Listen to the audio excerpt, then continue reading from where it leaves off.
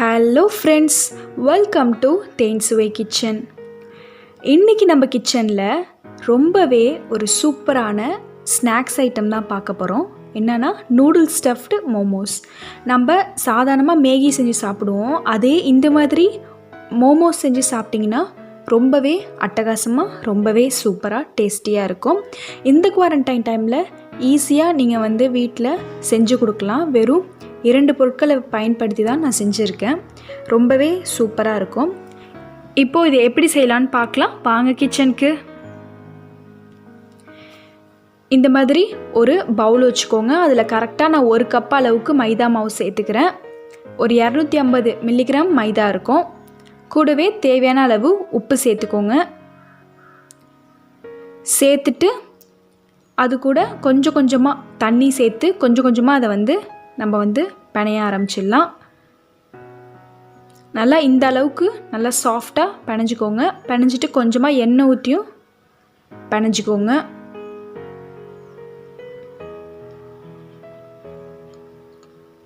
இப்போது இந்த மாதிரி மேலே எண்ணெய் அப்ளை பண்ணி வச்சுருங்க. ஒரு அரை மணி நேரம் அப்படியே இருக்கட்டும். இப்போது ஒரு பேன் வச்சுக்கிட்டு அதில் கொஞ்சமாக எண்ணெய் சேர்த்துக்கலாம். பார்த்தீங்கன்னா நான் டாப் ராமன் மசாலா நூடுல்ஸ் தான் எடுத்திருக்கேன். 10 ரூபா பேக்கெட் தான் எடுத்திருக்கேன். இதுக்கு எதுவுமே காய்கறி எதுவுமே போட தேவையில்லை. ஜஸ்ட் வெங்காயம் மட்டும் ஒரு பெரிய வெங்காயம் போட்டுக்கோங்க. போட்டுட்டு அதை நல்லா வதக்கி விடுங்க.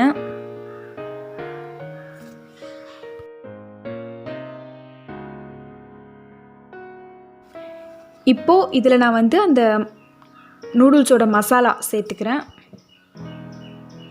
அந்த பேக்லேயே கொடுத்த மசாலாவை சேர்த்துக்கோங்க. வேறு எதுவும் சேர்க்க தேவையில்லை. இந்த குவாரண்டைன் டைமில் இது ஒரு ஈஸியான ஸ்நாக்ஸாக இருக்கும். எல்லாருக்குமே ரொம்பவும் பிடிக்கும் அந்த மோமோஸ். அது வெஜ் மோமோஸ், சிக்கன் மோமோஸ் எது வேணாலும் நீங்கள் செஞ்சுக்கலாம். ஆனால் இது கொஞ்சம் ஈஸியாக இருக்கும். இப்போது நம்ம வச்சுருந்த நூடுல்ஸை சேர்த்துக்கலாம். நல்லா உடச்சி விட்டு சேர்த்துக்கோங்க. சேர்த்துட்டு மிக்ஸ் பண்ணிவிட்டு நம்ம இதில் கரெக்டாக 1 டம்ளர் தண்ணி சேர்த்துக்கலாம். 250 மில்லிலிட்ரு 1 டம்ளர் தண்ணி சேர்த்துக்கலாம். சேர்த்துட்டு மூடி வச்சுருங்க. இப்போது இது நல்லா குக் ஆகி வரட்டும். ஒரு 10 நிமிஷம் ஆகும். நல்லா குக் ஆகி வரட்டும். இப்போ பாருங்கள், 10 நிமிஷத்துக்கு அப்புறம் பார்க்குறேன். நம்மளோட மேகியும் சூப்பராக ரெடி ஆகிடுச்சு. இதில் நீங்கள் முட்டை சேர்த்துக்கணுன்னா நீங்கள் ஆப்ஷனலாக முட்டை சேர்த்துக்கலாம். இல்லை முட்டை வேணான்னு சொன்னால் நீங்கள் சாதாரணமாகவே நீங்கள் வச்சுக்கோங்க. இப்போது நல்லா மேகி ஆறி வரணும். நான் எடுத்த மாவில் பார்த்திங்கன்னா 6 உருண்டை வந்திருக்கு. 6 பீஸ்க்கு இந்த மேகி கரெக்டாக இருக்கும். இப்போ இந்த மாதிரி வளர்த்துக்கோங்க. ஏற்கனவே நான் நிறையா ஷேப்ஸ் போட்டிருக்கேன் பாருங்கள். அதில் ஒரு ஷேப்ஸ் உங்களுக்கு செஞ்சு காமிக்கிறேன். இது ரொம்ப ஈஸியான ஷேப் தான். பிகினர்ஸ் கூட ஈஸியாக செஞ்சிடலாம். ஒன்றும் கஷ்டம்லாம் இல்லை. இந்த மாதிரி ஃபோல்டு பண்ணிக்கோங்க. ஆக்சுவலி இந்த மாதிரி ஒரு பணியாரம் கூட இருக்குது. எனக்கு அந்த பேர் சரியாக தெரியல. இப்போது இந்த மாதிரி ஷேப்பில் செஞ்சு வச்சுக்கோங்க எல்லாத்தையும். மோமோஸ்க்கு எந்த ஷேப்பில் வேணாலும் செய்யலாம். குட்டி குட்டியாக நம்ம பால் வச்சு செய்யலாம், இல்லை பெருசாக செய்யலாம், எப்படி வேணாலும் செய்யலாம். இந்த மாதிரி உள்ளே நூடுல்ஸ் ஸ்டஃப் பண்ணி நம்ம வச்சுக்கணும்.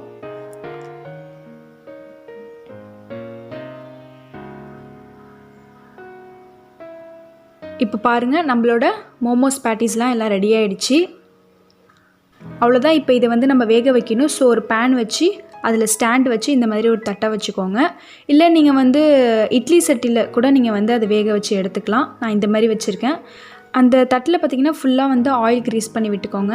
எண்ணெய் தடவுனா தான் நம்மளுக்கு அந்த மோமோஸ் ஒட்டாமல் வரும். ஸோ இந்த மாதிரி வச்சுட்டு இப்போ ஃப்ளேமை கொஞ்சம் ஹையில் வச்சுக்கோங்க. வச்சுட்டு மூடி வச்சிடலாம். நல்லா ஒரு 15லேருந்து 20 நிமிஷம் ஆகும் இது வெந்து வர்றதுக்கு.